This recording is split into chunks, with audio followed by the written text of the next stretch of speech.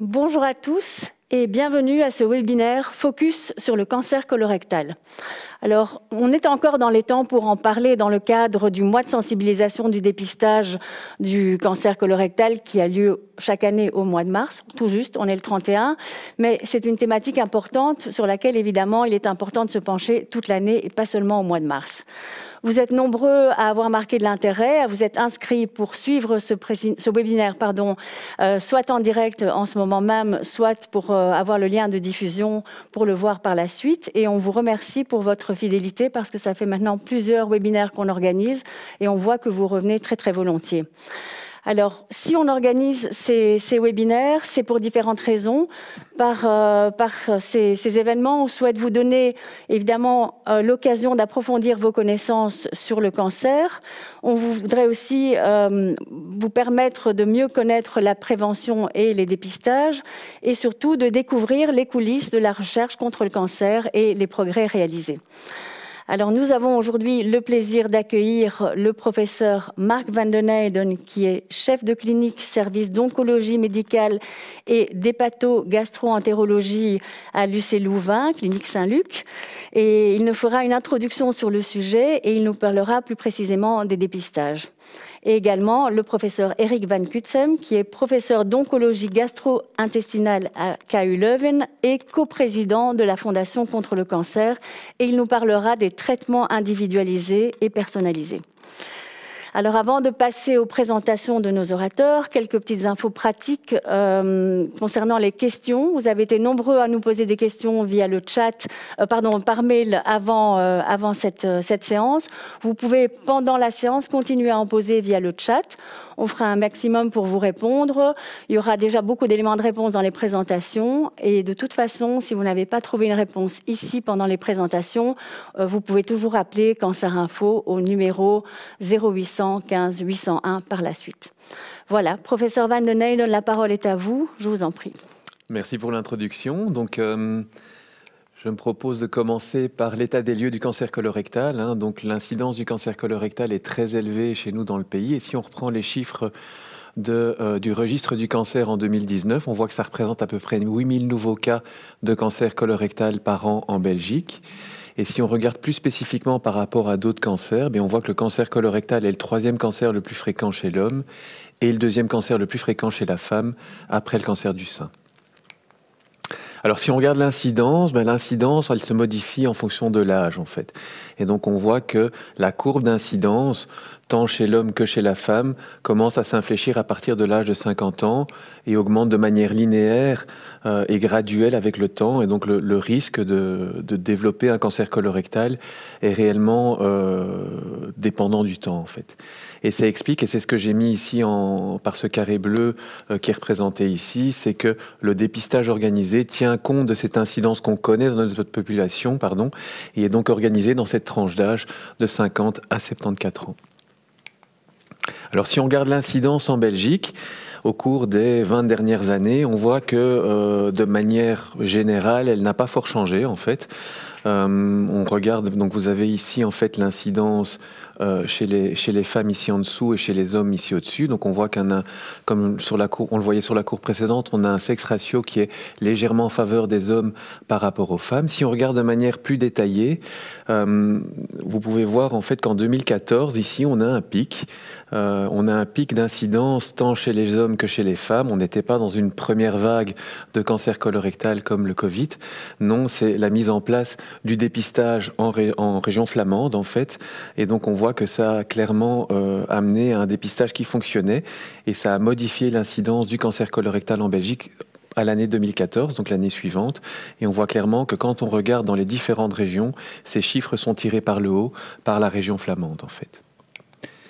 Alors, si on regarde le risque ou quelle est l'incidence ou le risque, la malchance de développer un cancer colorectal au cours de sa vie, et notamment spécifiquement dans cette tranche d'âge de 50 à 74 ans, on va dire, pour faire simple, que grosso modo, ça concerne un individu sur 20, en fait. C'est un cancer qui n'est pas lié au sexe, donc ça concerne autant les hommes que les femmes. Et donc, comme représenté dans cette diapositive, une femme sur 20 et un homme sur 20 sera a priori confronté au cancer colorectal dans cette tranche d'âge. Alors le cancer colorectal, ça reste malheureusement une maladie silencieuse et qui est associée à une mortalité élevée.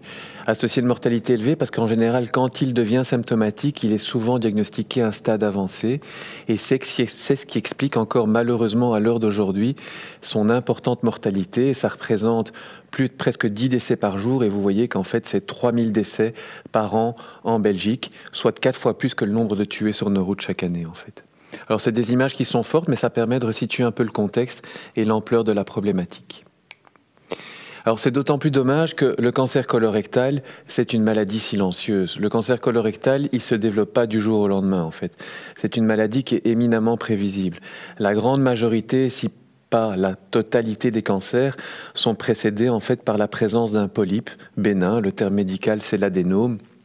Et en fait, cet adénome, il va se transformer au cours de plusieurs années, de manière progressive, en d'abord une lésion précancéreuse et puis un cancer, en fait. Et donc, la résection de ces polypes ou de ces adénomes réduit les risques de cancer. Et c'est l'objectif, justement, du dépistage, c'est d'arriver à identifier ces adénomes et de pouvoir les resséquer. Et donc, l'objectif, en fin de compte, c'est de diminuer l'incidence du cancer colorectal, puisque si on retire le polype, il ne se développera pas en cancer, de diminuer la mortalité spécifique et d'améliorer le pronostic également du cancer colorectal. Et on va détailler ça de manière un petit peu plus spécifique dans les diapositives suivantes. Alors si je représente cette séquence polype-cancer, comme je vous le disais, en fait, un cancer est en général, dans la très très grande majorité des cas, donc précédé de ce polype. Maintenant, tous les polypes ne se transforment pas en cancer, en fait. On a des petits polypes ici qui sont de l'ordre de quelques millimètres. Vous voyez que si je reprends l'exemple ici de 1000 polypes, il y en a à peu près 10% qui vont évoluer vers le stade de polype avancé.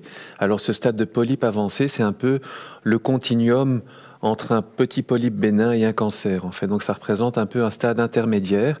Et qu'est-ce qu'on appelle polype avancé? On tient compte en fait de la taille. Donc vous voyez qu'au-delà du centimètre, on considère qu'on est déjà face à un polype avancé. Mais on tient compte également de l'analyse microscopique de ce polype et notamment le fait de retrouver des anomalies précancéreuses à l'examen microscopique. Puisque quand on retire un polype lors d'une coloscopie, il est analysé par nos médecins anatomopathologistes, en fait. Et vous voyez que quand on est au stade de ce polype avancé, la malchance d'arriver au stade de cancer est très élevée, en fait. Et donc, l'objectif du dépistage, c'est clairement de retirer ces polypes. Alors, on retire tous les polypes. On ne retire pas que les polypes avancés. On retire l'ensemble des polypes puisqu'il ne nous est pas possible, à l'heure d'aujourd'hui, de prédire quel type de polype va évoluer vers un polype avancé. Et donc, ça permet d'enrayer cette séquence vicieuse d'évolution du polype vers le cancer. Et comme vous le voyez représenté dans cette diapositive, on a à peu près une séquence qui s'étale sur, on va dire 5 à 10 ans, et on peut généraliser en disant que le petit polype, pour qu'il se transforme en cancer, il faut à peu près une dizaine d'années. Alors ça, c'est l'exemple de résection de polypes. Alors, ce qui est important à dire, c'est que une coloscopie qui détecte des polypes, c'est un des seuls examens de dépistage qui dépiste et qui traite en même temps, en fait. Contrairement à d'autres examens de dépistage, la mammographie qui va uniquement observer les anomalies potentielles au niveau des seins, la coloscopie, elle, va permettre de repérer ces polypes et dans le même temps, elle permettra également de les resséquer. Et ça, c'est l'exemple ici d'une endoscopie où on fait passer un outil. Ici, en l'occurrence, c'est une anse diathermique. C'est comme un petit lasso. Vous voyez qu'on a représenté un polype pédiculé. Et donc, on vient entourer la base de ce polype et ça nous permet de le resséquer en faisant passer un courant, et donc on peut tout à fait resséquer ce polype et donc empêcher qu'il ne se développe ultérieurement vers un cancer. Alors le polype, est-ce que c'est fréquent? Ben oui, c'est fréquent, et donc ça représente un individu sur 4 qui va présenter un polype colorectal à partir de l'âge de 50 ans, en fait. Et donc encore une fois, c'est quelque chose qui n'est pas lié au sexe, ça touche autant les hommes que les femmes, contrairement parfois à certaines idées reçues dans la population. Alors si on regarde les stades de cancer, à l'heure d'aujourd'hui, en fait, on a différents stades qui évoluent du stade 0, qui est en général le polype, dans lequel on retrouve des anomalies cancéreuses, jusqu'au stade 4. Et donc quand on regarde le taux de survie à 5 ans, on voit que le taux de survie à 5 ans diminue de manière, on va dire, linéaire en fonction de la progression du stade, en fait. Et je vous ai mis ici en bas en bleu le pourcentage en fait de diagnostic de ces stades. Donc vous voyez qu'on est à plus de la moitié à l'heure d'aujourd'hui des cancers colorectaux qui sont diagnostiqués à un stade avancé. Quand on dit un stade avancé, c'est un stade 3. Un stade 3, ça représente déjà un cancer qui traverse souvent l'entièreté de la paroi du côlon et pour lequel on retrouve des ganglions à côté, donc en péritumoral, c'est-à-dire à côté de la tumeur, ou un stade 4, c'est quand on a la présence de métastases en fait. Et donc l'objectif du dépistage, il est d'une part de resséquer ces polypes, mais aussi d'arriver à diagnostiquer un cancer à un stade plus précoce. Et quand on a des cancers à un stade 0 ou un stade 1, on n'a en général aucun symptôme en fait. Et donc c'est ce qui représente en fait à l'heure d'aujourd'hui seulement les 15% de diagnostic, parce que ces cancers ne donnent aucun symptôme, et quand on les diagnostique, c'est soit dans le cadre d'un dépistage, soit dans le cadre de la réalisation d'une coloscopie, éventuellement pour d'autres symptômes qui ont amené à la détection de ce polype ou de ce cancer. Alors, est-ce qu'on est tous à risque de développer un cancer colorectal? On va dire que oui, on est tous au minimum à risque moyen.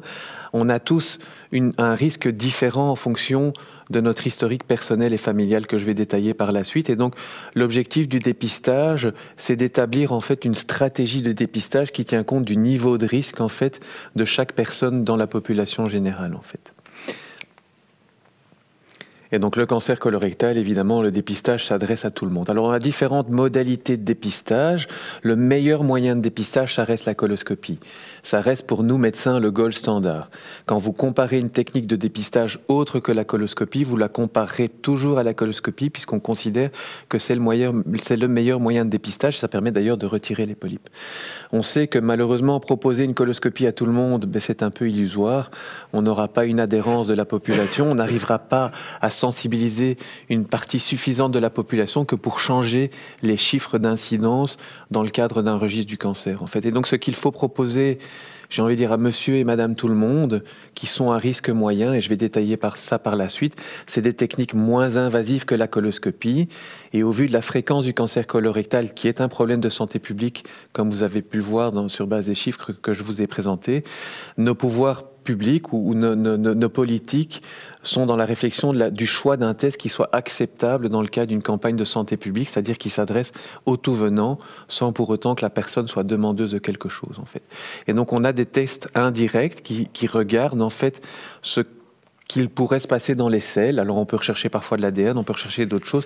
Ce sont des techniques très coûteuses. En Belgique et dans la majorité des pays européens, on recherche la recherche de sang occulte dans les selles. Quand on parle de sang occulte, ce sont la présence de traces microscopiques de sang dans les selles qui pourraient être le signe ou le reflet indirect de la présence de polypes ou de cancer. Alors encore une fois, je vous parlais de stratégie. La stratégie va dépendre en fait du risque. Alors le risque d'une personne à risque moyen, on est tous au minimum à risque moyen, ce qui représente 70% de la population. C'est quand on a au-delà de 50 ans, qu'on n'a évidemment pas de symptômes puisqu'on est dans le cadre d'un dépistage et qu'on n'a pas d'historique personnel ou familial de polype ou de cancer colorectal en fait. Et comme je vous le montrais tout à l'heure, le risque est de l'ordre de 3 à 4%, on peut généraliser en disant 5%, ça représentait la personne sur 20 que je vous ai montré tout à l'heure. On sait qu'on a 15 à 20% de la population qui ont soit un historique personnel de polypes, chez qui on a déjà retiré des polypes, ou un historique familial, donc dans la famille, des personnes qui ont présenté un cancer colorectal, que ce soit au premier degré ou parfois au deuxième degré, ce qui a un risque moins important, mais au premier degré, ça concerne les parents, les enfants, les frères et sœurs. On sait que le risque, indépendamment d'avoir identifié une mutation génétique ou une prédisposition héréditaire est plus élevée et de l'ordre de 4 à 10% en fait. Et alors on a le risque très élevé, là ce sont les syndromes génétiques, donc ce sont des mutations au sein du génome des patients, donc de l'ADN du patient qu'on transmet à sa descendance. Ce sont des maladies en général relativement rares, donc vous voyez que ça concerne à peu près 1-3% de la population. Et donc, ce sont des syndromes génétiques pour lesquels, en général, le risque est très élevé et pour lesquels on a souvent déjà des conseils génétiques avec l'identification des personnes qui seraient porteurs de cette anomalie génétique et qui nécessiteraient de débuter un dépistage plus précocement, en fait. Et donc, la stratégie, elle est différente. On va utiliser ce qu'on appelle l'IFO-BT, c'est l'acronyme en anglais du test immunologique pour la recherche de traces de sang microscopiques dans le sel pour une population qui est à risque moyen. Et vous voyez que ça représente la grande partie de la population. Pour cette population qui est à risque plus élevé, compte tenu d'un historique personnel ou familial ou éventuellement de syndrome génétique, on considère que le risque étant plus élevé, il faut d'entrée de jeu proposer la meilleure modalité de dépistage, c'est-à-dire la coloscopie. C'est pour ça qu'on va d'entrée de jeu vers une coloscopie. Alors, parlons un petit peu de cette recherche de sang microscopique dans les selles. Est-ce que ça fonctionne? Oui, on a de grandes études, notamment des registres qui ont été établis dans différents pays et qui montrent en fait qu'en faisant ce test dans une population globale, chez les personnes à risque moyen, on a une réduction de la mortalité par cancer colorectal d'à peu près 20% dans les méta-analyses, en fait. Donc, c'est-à-dire dans les grandes analyses qui ont regroupé les différentes études qui s'intéressaient au sujet, en fait. Et donc, c'est important de dire qu'en fait, cet examen indirect, donc ce test indirect qui recherche la trace microscopique de sang dans les selles, l'objectif est d'identifier dans une population générale un sous-groupe de patients chez lequel on serait le plus à même de trouver quelque chose à la coloscopie. Donc c'est un peu une stratégie en 2 étapes. On a d'abord une première étape de screening par cette recherche de sang microscopique dans les selles, et c'est clair que ça ne doit pas s'arrêter là. Et un test positif ne veut pas dire cancer. Un test positif veut juste dire que ça doit être suivi d'une coloscopie pour exclure la présence d'un saignement occulte qui peut être lié à un cancer, mais qui peut être lié éventuellement à d'autres raisons, un polype ou éventuellement une maladie inflammatoire de l'intestin ou que sais-je, en fait. Donc ce test positif doit être suivi d'une coloscopie. Alors ce test positif, ce test immunologique, il a été introduit, ça fait maintenant plus de 5 ans qu'on l'utilise ici en Belgique. Il est meilleur que le test qui le précédait. En fait, il a une sensibilité, une spécificité qui est meilleure. Il est surtout beaucoup plus facile à réaliser. Avant, on devait réaliser sur 3 selles consécutives. Maintenant, un seul prélèvement de selles suffit. C'est un test qui est fiable, avec des résultats qui sont reproductibles. Sa seule, entre guillemets, point négatif, c'est qu'il est assez fragile. Donc, quand le prélèvement de selles est réalisé, il doit être rapidement envoyé au centre communautaire de référence pour être lu et pour être analysé, en fait. Donc, on ne peut pas le laisser traîner trop longtemps. Il doit être analysé relativement rapidement, en fait. La positivité est l'ordre de 8%. Donc, vous voyez que si vous faites le test, vous avez 92% de chance d'avoir un test négatif. Et donc, test positif, encore une fois, ne veut pas dire cancer. Vous voyez que dans 5 à 6% des cas, on diagnostiquera un cancer. Dans à peu près 40% des cas, on identifiera un polype qu'on resséquera. Et dans la grande majorité des cas, donc dans plus de 50% des cas, ce serait une coloscopie sans lésion précancéreuse, donc on ne trouvera rien. Et ce test aura permis d'exclure, en fait, ça aurait été un faux positif, si vous voulez, donc on n'aura rien trouvé, on n'aura pas trouvé de lésion précancéreuse ou de cancer sous-jacent. Alors, c'est clair que ce dépistage, il s'adresse aux personnes qui sont asymptomatiques. Ça n'a pas de sens de faire une recherche de sang dans les selles si on a des symptômes digestifs et a fortiori des symptômes qui pourraient être inquiétants ou qui pourraient nécessiter une consultation chez un médecin pour éventuellement arriver à un diagnostic précoce ou essayer de mettre au point ces symptômes, notamment des douleurs, des pertes de sang. C'est clair que si on voit du sang dans les selles, la recherche de sang microscopique n'a évidemment aucun sens. Si on a d'autres signes inquiétants tels qu'un amaigrissement, des troubles du transit ou une anémie, c'est clair qu'on est plus dans le cadre d'un diagnostic précoce qui doit amener à la réalisation d'un examen d'entrée de jeu pour essayer de mettre au point ce diagnostic. Et là, ça nécessite évidemment de consulter son médecin traitant, d'en discuter avec son médecin traitant, et de voir comment est-ce qu'on peut mettre au point les symptômes présentés par le patient, en fait. Alors, les clés du succès, elles sont à plusieurs étapes. Pour que ce dépistage fonctionne par la recherche de sang dans les selles, il faut qu'au moins 50% de la population soit testée. Il faut qu'on ait un test qui soit reproductible. Et on sait, dans la littérature médicale, qu'on a à peu près 8% de positivité, et c'est ce qu'on retrouve chez nous en Belgique. On sait que si ce test est positif, idéalement chez 100% des patients, ça doit mener à la réalisation d'une coloscopie. Et si le test est négatif, il faut répéter en fait ce test dans les 2 ans. En fait. Alors en Belgique, ou plutôt on va dire au sud du pays, parce qu'au nord c'est un petit peu différent, mais au sud du pays, donc dans la région de Bruxelles et en Wallonie, malheureusement, là où le blât blesse, c'est là en fait. C'est qu'on n'arrive pas à une population testée de plus de 50% pour changer les chiffres d'incidence du dépistage. Si vous vous rappelez une des premières diapos que je vous ai montrées sur l'incidence qui restait globalement stable, on a eu un pic en 2014 qui était secondaire à la mise en route du dépistage en région flamande, preuve que ce dépistage fonctionne puisque les chiffres ont changé dans le registre du cancer. Malheureusement, le dépistage chez nous en région Wallonie-Bruxelles a commencé en 2009 et on n'a pas vu de modification d'incidence et ça se traduit malheureusement dans ces chiffres. Hein, regardez ici, en 2009 on était à 6% de participation, en vert c'était l'ancien test, on parle maintenant ici du nouveau test depuis 2016 et à l'heure d'aujourd'hui, les derniers chiffres qu'on a c'est 2021 et vous voyez qu'on est à un pourcentage de participation qui n'atteint péniblement, qui n'atteint pas malheureusement les 20% en fait. Donc on est malheureusement dans un manque de participation, probablement par un manque de moyens investis, notamment dans la communication et dans l'explication au grand public de l'intérêt de ce dépistage en fait. Alors ce dépistage il fonctionne, hein, regardez ici, ce sont les chiffres qui ont repris en fait le stade en fait des cancers qui avaient été dépistés dans le cadre de cette campagne de dépistage avec ce test de recherche de sang microscopique dans les selles.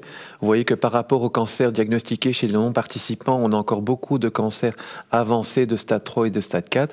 Regardez ici, les cancers de stade 0 ou de stade 1 représentent la majorité des cancers qu'on diagnostique en fait chez les cancers qui sont dépistés par ce test en fait. Donc ça fonctionne. Le problème, c'est réellement un problème de participation en fait. Alors je vous ai parlé également, donc on était sur les risques moyens. Les risques élevés, c'est quand on a des antécédents familiaux de cancer colorectal dans la famille. Alors ça c'est très facile, un simple interrogatoire suffit. Est-ce que vos parents, frères et sœurs, vos enfants ont présenté un cancer colorectal? Oui, non. Et si oui, à quel âge? Parce que l'âge de survenue est également important. Et donc vous voyez en fait que les courbes d'incidence sont tout à fait différentes par rapport à l'absence d'antécédent familial et que le risque relatif, hein, si on prend ici une personne qui n'a pas d'antécédents familiaux, ben vous voyez qu'une personne qui a un antécédent au premier degré, on double ce risque. Et puis ce risque augmente également en fonction du nombre de personnes, donc du nombre d'apparentés au premier degré qui ont présenté un cancer colorectal, et aussi par rapport à l'âge de survenue. Donc c'est clair que présenter un cancer colorectal à un âge jeune n'a pas du tout le même impact au niveau de risque qu'un grand-parent ou une grand-mère au deuxième degré qui a présenté un cancer colorectal à un âge avancé, à 80, 85 ans. Et donc on sait que le cancer colorectal est également lié et le risque de développer un cancer colorectal est également lié au temps qui passe en fait. Et donc pour cette population-là, comme je vous le disais, on commence une coloscopie en général parfois à partir de l'âge de 45 ans ou en tout cas 10 ans par rapport à l'âge de diagnostic du cas index dans la famille en fait. Et en général, compte tenu de ce fait-là, on suit ces personnes-là par coloscopie et on répète la coloscopie tous les 5 ans en fait. Risque élevé, les histoires personnelles, je ne vais pas trop insister là-dessus. En général, un patient qui a eu un polype, ben, il sait qu'il a déjà eu un polype et en général, c'est de la responsabilité du gastro-entérologue de lui proposer la poursuite d'un suivi par coloscopie. Pareil pour les patients qui ont déjà eu un cancer colorectal ou pour des patients qui ont des maladies inflammatoires de l'intestin. Tous ces patients-là sont déjà suivis sur le plan médical et ont déjà un suivi qui est établi par le gastro-entérologue, et qui est un suivi en général, qui est un suivi qui se fait par coloscopie en fait. Et je terminerai également ici par les personnes qui ont un syndrome génétique. Alors, une seule diapositive, l'objectif n'est pas d'aller sur un focus d'une minorité dans la population. Pour ces personnes-là, en général, on retrouve des cancers dans la famille, on peut retrouver des polyposes, soit multiples, soit des polyposes moins importantes, mais qui prédisposent également à d'autres types de cancers que le cancer du côlon. Ces patients-là, en général, ont déjà été identifiés lors d'une consultation de génétique. On sait et on peut dépister la famille parce qu'on a trouvé une mutation qui est responsable de ce risque de développer un cancer colorectal. Et donc, on peut clairement personnaliser le dépistage, puisque pouvant faire rechercher cette mutation dans l'ADN, on peut, dans le cadre d'une consultation génétique, proposer un dépistage personnalisé aux membres de la famille qui seraient touchés par cette anomalie génétique, en fait. Alors, je voudrais peut-être juste terminer, parce que certains d'entre vous ont posé pas mal de questions, notamment sur le mode de vie et la prévention. Pour le cancer colorectal, comme je vous l'ai montré, le risque principal, c'est essentiellement l'historique familial et personnel, mais surtout l'historique familial. Le mode de vie peut intervenir, mais intervient probablement moins que par rapport à une analyse familiale. Néanmoins, je répète, et je pense que tout médecin peut répéter ça, que s'il est important d'avoir un mode de vie sain, qu'on sait que on a une certaine association avec le tabac, l'alcool, un manque d'activité physique, un régime qui n'est pas adapté, donc qui est riche en viande et pauvre en fibres végétales, avec une association avec le cancer colorectal, sans pour autant qu'on puisse dire que ce soit un facteur de risque à lui tout seul, en fait. Et donc, je terminerai ma présentation en disant que le cancer colorectal, c'est une maladie fréquente, une maladie qui est grave, une maladie qui est curable. Détecter un stade précoce, le cancer du côlon, il peut être guéri dans 9 cas sur 10. Donc, le dépistage a clairement sa place et c'est clair que c'est un message qu'on doit continuer à porter. Il existe, il est simple, il est gratuit, il est efficace. Et donc, je vous encourage réellement, si vous avez plus de 50 ans, donnez suite à la lettre d'invitation, soyez proactifs au même titre que ce que vous pouvez agir sur votre mode de vie et faites ce dépistage pour le cancer du colorectal. Merci. Merci beaucoup, professeur Van den Eijden, pour votre présentation.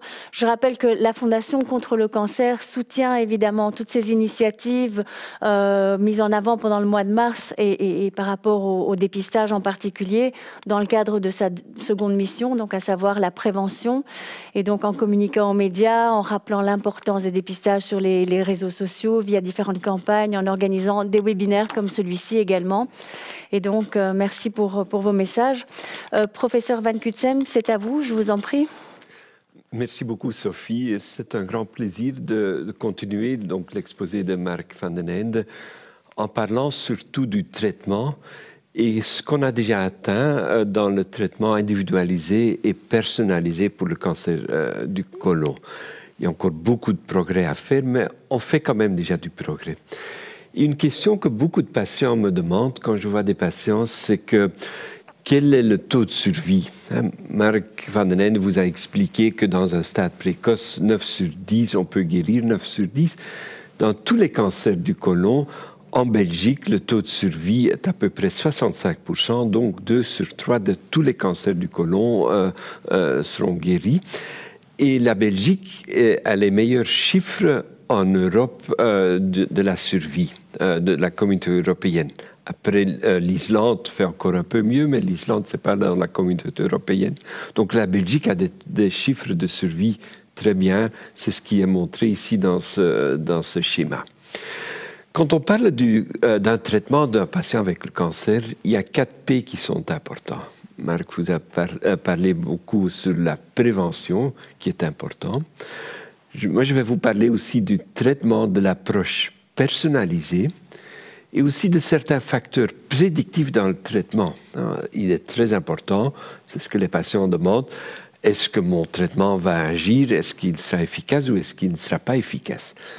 Et 4, la participation des patients. Et aussi dans la Fondation contre le cancer, on estime que c'est extrêmement important, la participation du patient dans le traitement. C'est une décision que le médecin prend ensemble avec le patient, aussi en vue de la connaissance de tout ce qu'on sait. Vous avez déjà entendu qu'il y a plusieurs stades dans le cancer du côlon. On parle souvent du stade TNM. T, ça veut dire la pénétration dans la paroi, la tumeur. N, c'est les nodules, et M, c'est les métastases. Et avec ceci, on fait un stade TNM qu'on traduit en stade 1, 2, 3, 4, comme vous avez déjà entendu.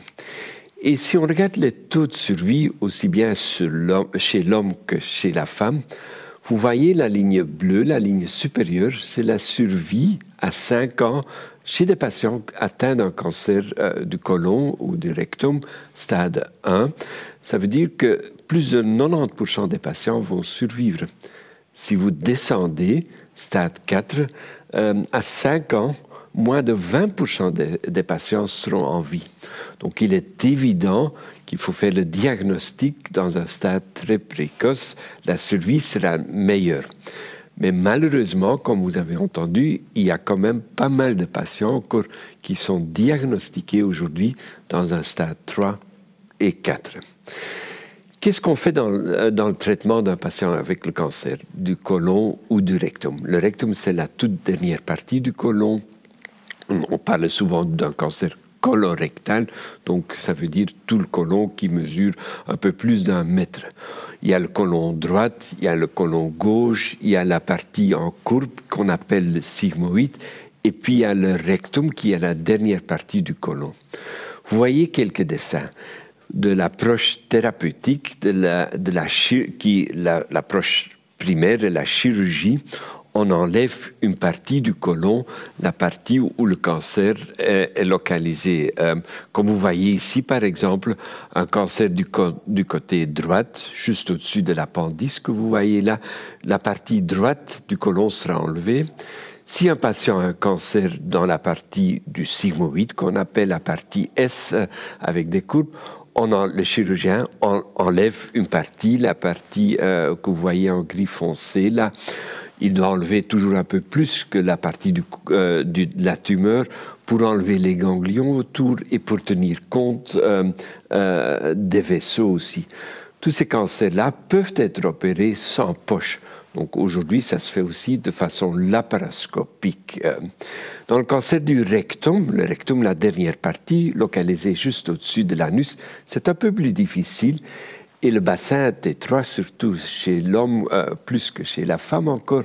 Mais dans ce cas-là, le chirurgien a parfois un peu plus difficile, et surtout si le cancer est situé tout près de l'anus, du sphincter, parfois les patients ont une poche après un anus artificiel dans la paroi abdominale par laquelle les selles sortent. La première approche pour un patient qui n'a pas de métastase, c'est de faire la chirurgie. Mais la chirurgie ne suffit pas toujours dans tous les patients. La chirurgie est parfois suivie d'une chimiothérapie qu'on appelle dans les termes médicaux adjuvante, donc complémentaire après l'opération, pour essayer de diminuer les chances d'une récidive. Ou dans le cancer du rectum, on fait souvent une chimio et une radiothérapie néo-adjuvante, ça veut dire avant l'opération, pour faciliter la tâche du chirurgien et pour diminuer les chances d'une récidive. Donc, ça sont les grands principes d'un cancer non métastaté, sans métastase. On a parlé des différents stades. Un cancer du stade 3, en moyenne, les patients ont une chance de survie de 60%, à peu près. On propose, dans la plupart des situations, une thérapie complémentaire après l'opération pour éviter une récidive. On appelle ça une thérapie adjuvante. Quand je vois un patient, je lui dis toujours que sans chimiothérapie, après l'opération, le patient peut être guéri. Avec chimiothérapie, il peut y avoir une récidive. Donc, ce n'est pas noir et blanc, c'est gris foncé, gris clair. Ce que je veux dire, c'est que dans ce cas-là, les patients reçoivent une chimiothérapie complémentaire et ils ont un bénéfice de 20%. 1 sur 5 des patients qui auraient une récidive avec la chirurgie toute seule, on peut éviter la récidive avec une chimiothérapie complémentaire. Donc ça, c'est le principe d'une chimiothérapie complémentaire, c'est de diminuer les chances d'une récidive. Le rêve de chaque oncologue, c'est qu'on puisse dire aux patients, voilà, vous n'avez vraiment pas besoin d'une chimiothérapie complémentaire, ou voilà, vous avez certainement besoin d'une chimiothérapie complémentaire. Donc on est des facteurs prédictifs pour vraiment prédire très bien ce qui va se passer. Malheureusement, on n'a pas toujours ces facteurs-là pour le dire très précisément. Mais on avance quand même en médecine. Dans le stade 2, les patients avec un stade 2, comme vous avez déjà entendu, ont un pronostic beaucoup meilleur. À peu près 80% des patients sont guéris avec une chirurgie toute seule. Ce qu'on fait après l'opération, c'est discuter avec le patient si on va lui proposer une chimiothérapie complémentaire adjuvante pour diminuer les chances d'une récidive. Et si on voit qu'avec une chimiothérapie complémentaire, on augmente les chances de guérison d'à peu près 5%. Donc, on donne une chimiothérapie pour augmenter les chances de 5%. Et ici, on discute toujours. Quelqu'un de 90 ans, avec beaucoup d'autres maladies, on ne va jamais proposer une chimiothérapie complémentaire dans un stade 2.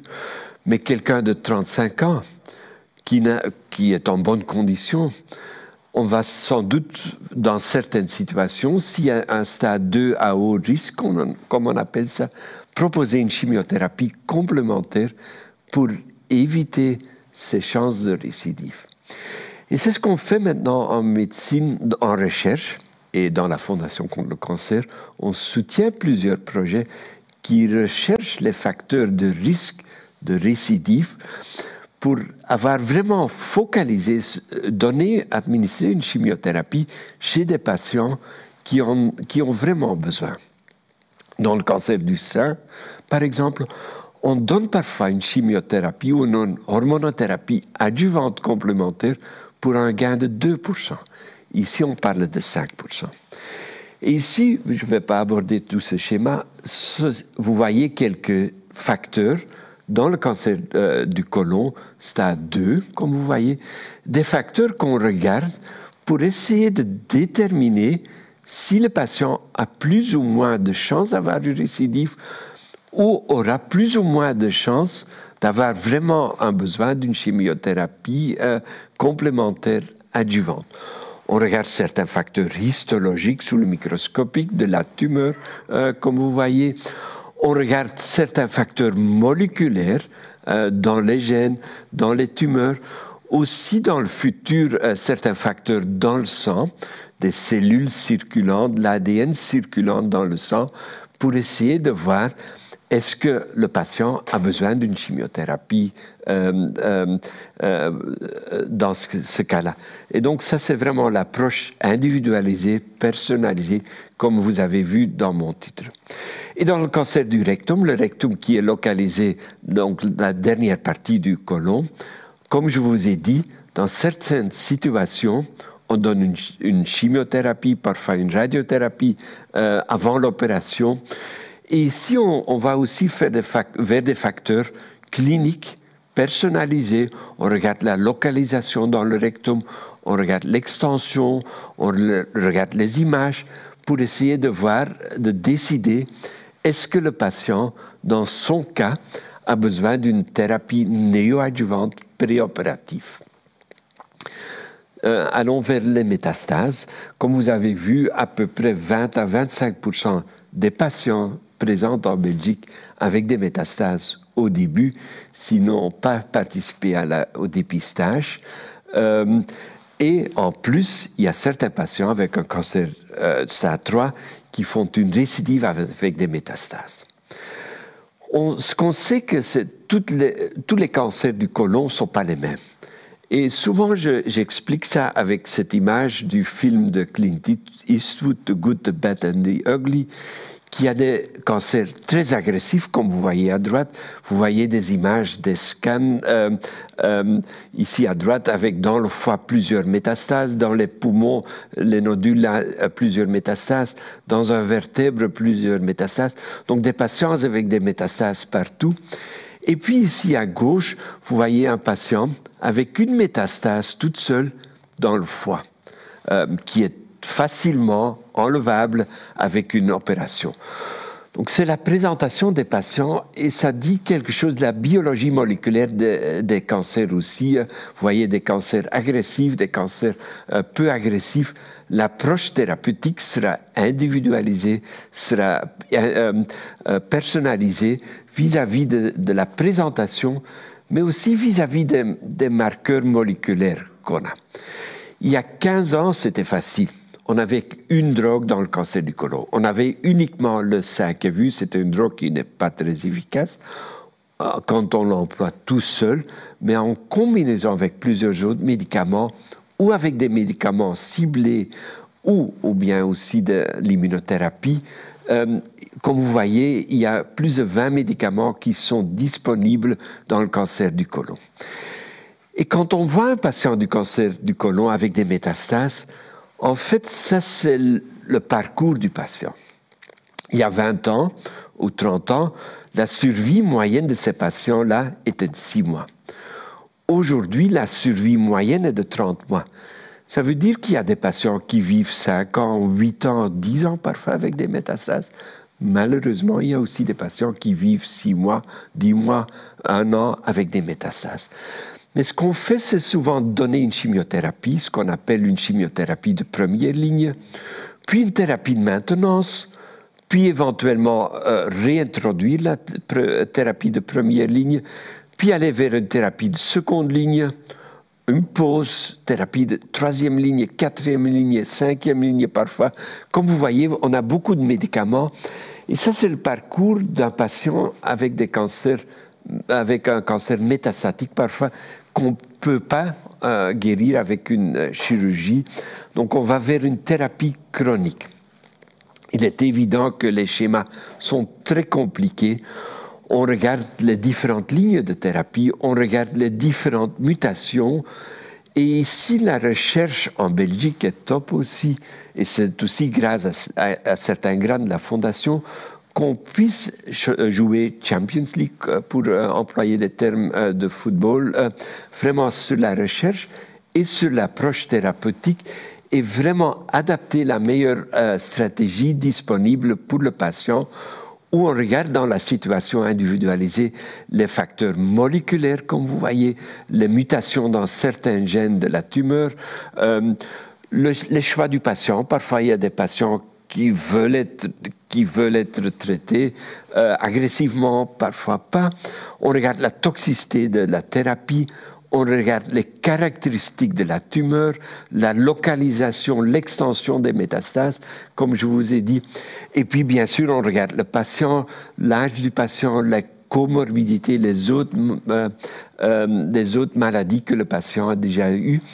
Et avec ceci, on va vers une thérapie ciblée, très précise. Au début, on faisait ça. On regardait toute une population, on regardait 100 patients, on voyait, voilà, une drogue, elle est efficace chez 20 patients avec le cancer du côlon.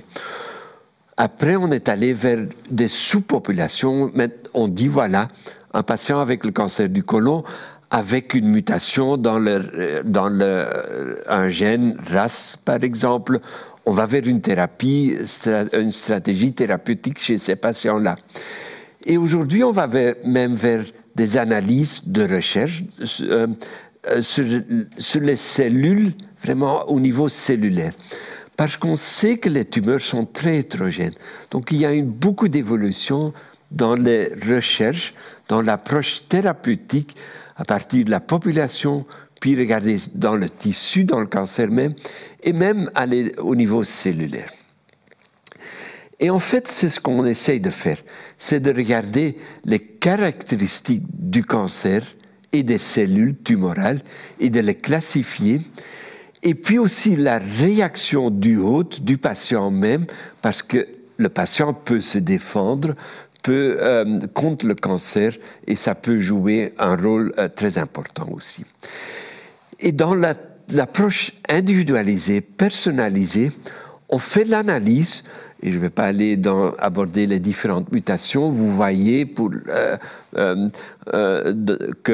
peut avoir différentes mutations que vous voyez ici à gauche, RAS, BRAF, R2 par exemple. On voit que les patients qui sont diagnostiqués, de plus en plus de patients, ils font la recherche sur Internet et essayent de comprendre et nous posent des questions à Marc van den Ende ou à moi ou à leur médecin pour savoir est-ce qu'une certaine thérapie ciblée qui cible une mutation, est-ce qu'elle peut être efficace? Et vous voyez que dans les cancers du côlon, vous voyez la fréquence de certaines de ces mutations. Tout ceci est très compliqué et très complexe. Vous voyez à gauche une cellule, la paroi de la cellule tumorale. Vous voyez des protéines, des antennes sur la cellule tumorale. On peut bloquer la fonction de certaines protéines qui se trouvent sur la paroi de la cellule avec des anticorps qui se lie au récepteur, à la protéine dans les cellules, qui peut ainsi diminuer une cascade qui est normalement activée dans certaines cellules. Et vous voyez la complexité, la même complexité que le métro de Tokyo ou que dans le Vatican, Michelangelo qui a fait le dessin. Et ici, vous voyez encore un petit dessin de la cellule tumorale. Vous voyez sur la paroi des antennes, des protéines, des récepteurs qui peuvent être bloqués avec des anticorps que vous voyez. Par exemple, ici, les noms ne sont pas importants, mais c'est le principe. Et quand on bloque ce récepteur, ça peut diminuer l'activation de certains signaux dans le cancer et ainsi la croissance tumorale peut diminuer. Les tumeurs sont très hétérogènes. Et je vous ai déjà abordé tout ceci. Ça, c'est la raison pourquoi aussi la recherche est très difficile et qu'il faut continuer à investir pour essayer de déceler avec des grands appareils, des machines compliquées qui essayent d'analyser toutes les gènes dans la cellule tumorale que vous voyez ici. Aussi les facteurs de défense dans l'environnement, de défense contre le cancer, les facteurs de défense contre le cancer. Et pour tout ceci, il y a même des nouvelles disciplines qui entrent en oncologie, c'est l'intelligence artificielle, l'informatique biologique qui entre pour essayer de comprendre tous les pathways, tous les signaux que je vous ai mentionnés sur le dia précédent. Tout ceci est compliqué. Le but, c'est d'essayer de déceler les différents sous-types, parce qu'aujourd'hui, on parle plus d'un cancer du côlon, on parle de différents cancers du côlon, de différents sous-groupes du cancer du côlon. Et pour tout ceci, aussi dans la Fondation contre le cancer, on a décidé d'investir, de donner des grants de recherche pour les appareils dans les différents labos, dans les différents instituts académiques. Et voilà, la recherche va dans ceci. C'est une recherche de collaboration. Les scientifiques au labo, les scientifiques cliniques, l'industrie pharmaceutique, l'intelligence artificielle, le patient est le centre de tout ceci.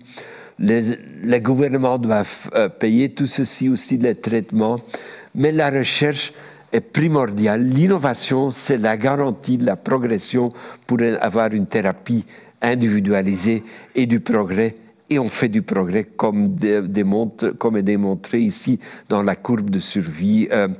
Et le rêve de tout le monde, c'est quand vous achetez un costume, que le costume va bien, vous va bien, il est individualisé. Voilà, on veut individualiser la thérapie. Il y a encore un long chemin à faire, mais on fait du progrès le long du chemin. On a fait des découvertes historiques aussi en Turquie, à Sagalassos, en Chine, mais en médecine, on fait aussi, pour l'instant, des découvertes qui sont importantes. Et avec ceci, le rêve, bien sûr, c'est que le jour où mes filles ou le jour que les enfants de Marc ou de vous tous seront adultes, qu'on aura des solutions pour le patient individualisées, personnalisées. Merci beaucoup. Merci beaucoup, professeur Van Cutsem. Nous avons, grâce à votre présentation, montré un volet évidemment de la première mission de la Fondation contre le cancer, à savoir le financement de la recherche scientifique. Et c'est fondamental pour les personnes qui suivent ce webinaire. Parmi eux, il y a de nombreux donateurs et je tiens à les remercier vraiment chaleureusement parce que, comme ils le voient, le travail est long et comme vous l'avez souligné, coûteux. Et donc, c'est important. On est vraiment très heureux de pouvoir continuer à compter sur leur soutien. Voilà, alors on va prendre les questions des participants. On n'a pas énormément de temps, mais on va essayer d'en parcourir un maximum. J'ai une première question ici qui est une question d'ordre épidémiologique. C'est Joël qui demande si le cancer colorectal est en augmentation. Est-ce qu'en termes de chiffres... Il est en augmentation légèrement. La raison principale, c'est surtout que la population devient plus âgée. Le cancer colorectal, l'âge moyen, c'est 65-70 ans, mais les personnes à 80, 90 ans peuvent être touchées aussi du cancer colorectal.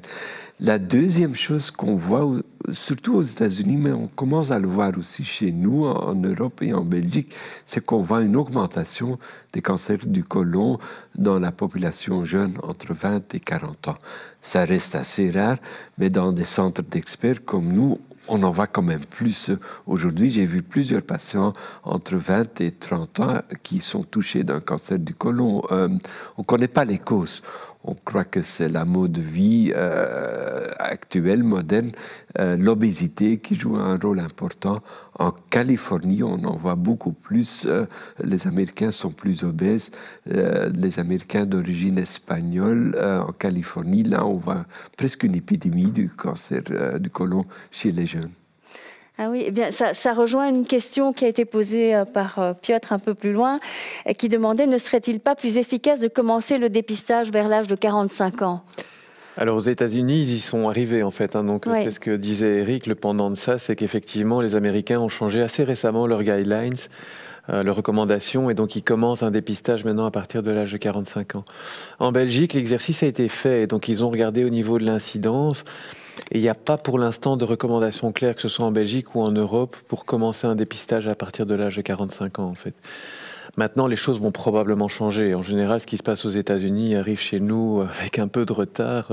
C'est vrai dans beaucoup de domaines, et ce sera probablement... Je pense que les choses vont changer probablement dans les 10 ans qui viennent, en fait. Oui, d'accord. Et alors, quelqu'un pose la question ici, vers quel âge est-il le plus fréquent? Alors, 50 ans, c'est l'âge à partir duquel on commence à dépister, mais dans quelle tranche d'âge, vous l'avez sans doute dit dans vos slides, est-ce qu'on peut redire dans quelle tranche d'âge il est le plus fréquent? Alors, c'est en général à la retraite, donc dans la soixantaine. Et c'est pour ça qu'on commence à dépister à partir de l'âge de 50 ans, parce que si on tient compte de cette séquence qu'il faut à peu près 10 ans pour qu'un polype se transforme en cancer, l'objectif, en fin de compte, c'est de commencer à dépister là où c'est le plus efficient, en fait. Et donc. Et alors, ici, j'ai Giovanni qui demande pourquoi n'y a-t-il plus de dépistage après 75 ans? Alors là, c'est aussi un débat. Donc, les Américains ont statué sur cela. Ils disent qu'au-delà de 75 ans, c'est quelque chose qui doit rester individualisé, en fait. Donc, à 75 ans, on peut être encore très bien, comme on peut être pas bien du tout, en fait. Et donc, on sait que au plus on avance en âge, en plus, on a des maladies qui peuvent survenir et qui peuvent nous rendre plus ou moins grabataires, en fait. Et donc, je pense qu'au-delà de 75 ans, c'est réellement un dépistage qui est plus personnalisé et qui est plus renvoyé vers le médecin traitant ou vers le médecin qui suit le patient pour savoir est-ce que ça vaut encore la peine de continuer un dépistage au-delà de 75 ans, en fait. Ouais. C'est d'ailleurs pour ça que cette campagne de dépistage, dans le cadre de la santé publique, prend cette tranche d'âge 50-75 ans. Ça ne veut pas dire pour autant qu'il faut arrêter le dépistage à 75 ans, mais qu'au-delà de 75 ans, il faut se poser des questions pour savoir si ça vaut encore la peine de le faire, en fait.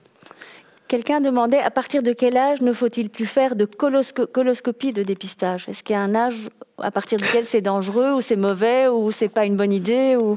Bon, la réponse est à peu près similaire à celle que je viens de vous donner, et je pense que ça dépend réellement de... Ouais. Je pense pas qu'il y ait un âge maximal. Encore tout dépend de la finalité de la coloscopie. Si c'est pour un dépistage chez quelqu'un qui a jamais fait de dépistage avant, commencer un dépistage à 85 ans en faisant une coloscopie, je suis pas sûr que ce soit une bonne idée, en fait. Ouais. Pour quelqu'un qui soit à risque moyen. Maintenant, quelqu'un qui a des symptômes et on pourrait amener à faire un diagnostic, j'ai envie de dire plus précoce, si une personne devait développer certains symptômes d'alarme. Donc, c'est très difficile de pouvoir dire et de donner une réponse très tranchée, très binaire. C'est ça. Ouais. Alors, j'ai des questions concernant les traitements. Notamment, j'ai ici Félix qui demande qu'en est-il de l'immunothérapie? L'immunothérapie agit. On a l'immunothérapie qui est disponible en Belgique pour un sous-groupe de patients. Des patients qui ont des caractéristiques dans la tumeur qu'on appelle MSI high. Ça veut dire qu'il y a des changements dans la tumeur, dans l'ADN de la tumeur qu'on caractérise comme MSI high. Chez des patients avec des métastases, ceci est le cas dans 4 à 5% des patients. Donc 95% des patients, les immunothérapies qui sont disponibles ne sont pas actives. Il y a des recherches en cours pour aussi aborder des patients qui n'ont pas de tumeur MSI-high. Mais pour les patients avec MSI-high, l'immunothérapie est disponible et remboursée en Belgique pour le traitement des cancers des métastases. Et on voit souvent des réactions spectaculaires. Mais il faut certainement faire encore des progrès pour les autres patients. Merci. J'ai ici Gaston qui demande, après une chirurgie et une chimio pour le traitement d'un cancer colorectal, quel type de test faut-il effectuer et à quelle fréquence pour détecter rapidement une récidive éventuelle? C'est un topo très important, c'est ce qu'on appelle la surveillance, le suivi d'un cancer, un patient qui a reçu une chirurgie et une chimiothérapie.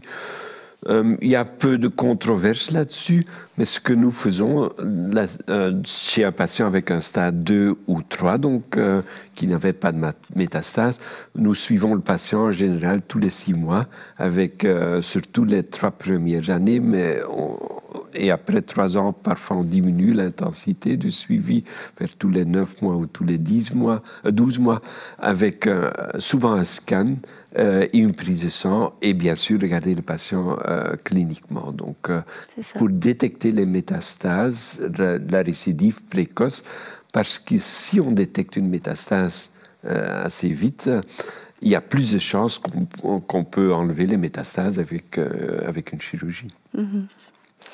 D'accord. Et ici, j'ai quelqu'un qui demandait, quand on enlève un polype lors de la coloscopie, comment être sûr qu'on ne laisse pas de cellules précancéreuses sur place?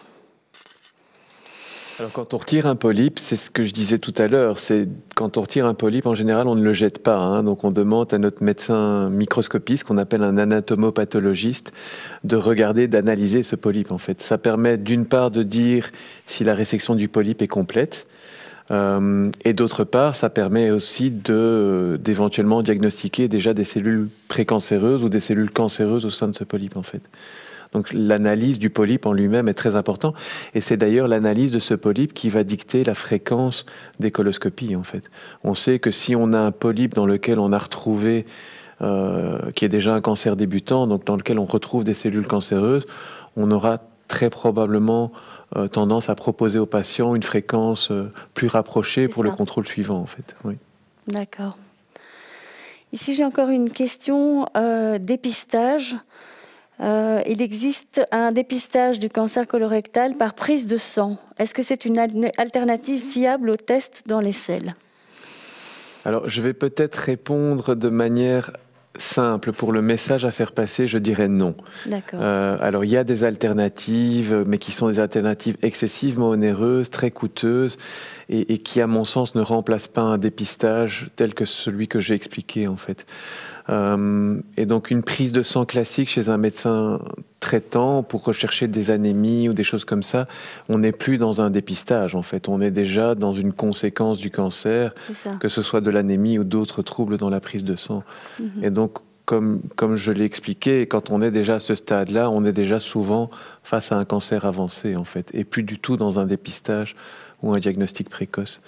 Maintenant, dans la prise de sang, l'avenir va probablement évoluer. On sait que, comme Eric l'a expliqué dans son exposé, on peut rechercher de l'ADN de la tumeur dans le sang.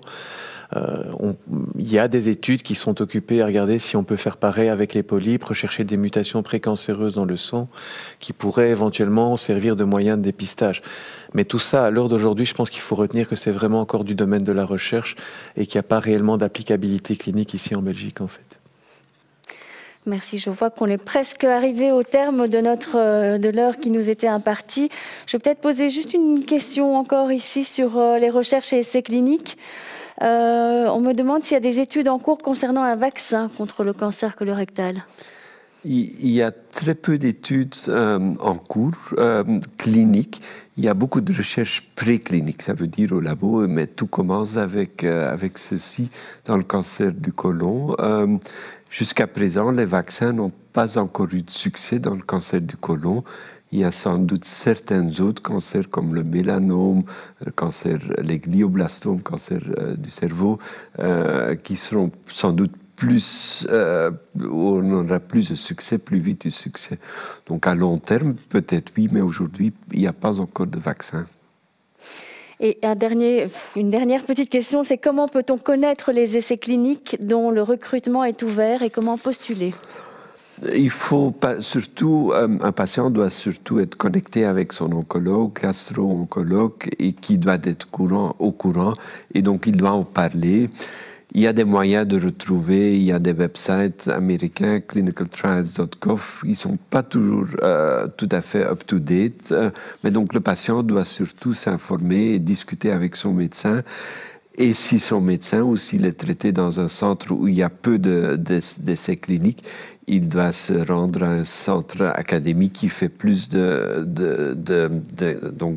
d'essais cliniques. Et en Belgique, il y a de très bons experts qui sont au courant de tous les essais internationaux.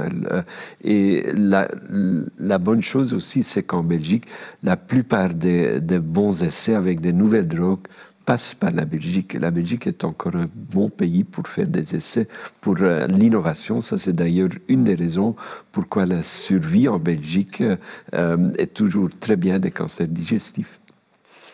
Merci beaucoup. Alors, j'ai encore plein de questions, mais malheureusement, on ne va pas avoir l'occasion de les parcourir. On avait encore prévu 3 toutes petites questions pour vous, professeur Van Cutsem. D'abord, celle de l'impact du soutien de la Fondation sur votre recherche, sur vos recherches. Vous l'avez abordé. Je parle avec ma casquette de chercheur. L'impact est très important. Donc, un chercheur a de l'argent, recherche de l'argent de différentes sources, son université, l'État ou les autorités, mais l'impact des montants, des grants pour la recherche est très important. J'ai mentionné pendant mon exposé quelques topos. C'est crucial pour la survie de la recherche et pour le progrès en Belgique et pour le maintien des bons chiffres de survie aussi. Oui, tout à fait. Et qu'est-ce qui vous motive, vous, le plus en tant que chercheur, en tant que professeur?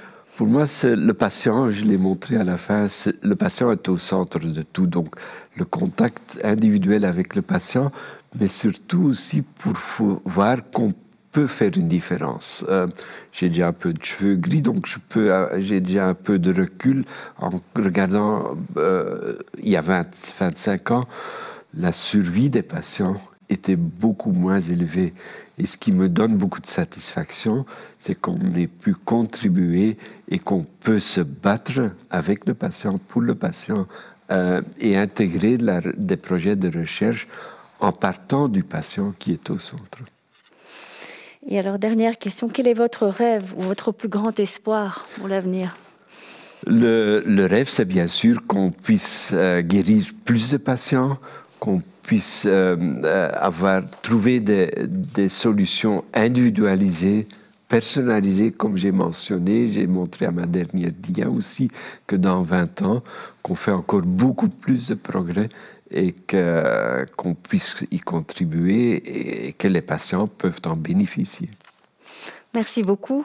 Vous voulez peut-être ajouter quelque chose, professeur Van den Eijden? Non, je suis tout à fait en phase avec ce qu'Éric dit. Je pense que ça reste, pour nous, la recherche est importante. Je pense qu'on gravite dans un milieu de recherche, le patient est au centre et le fait de pouvoir voir effectivement le bénéfice qu'on peut apporter à nos patients et on voit que les choses changent et bougent et elles sont complètement dynamiques et mouvantes dans le temps et quelque chose qui reste un challenge pour nous en fait, oui.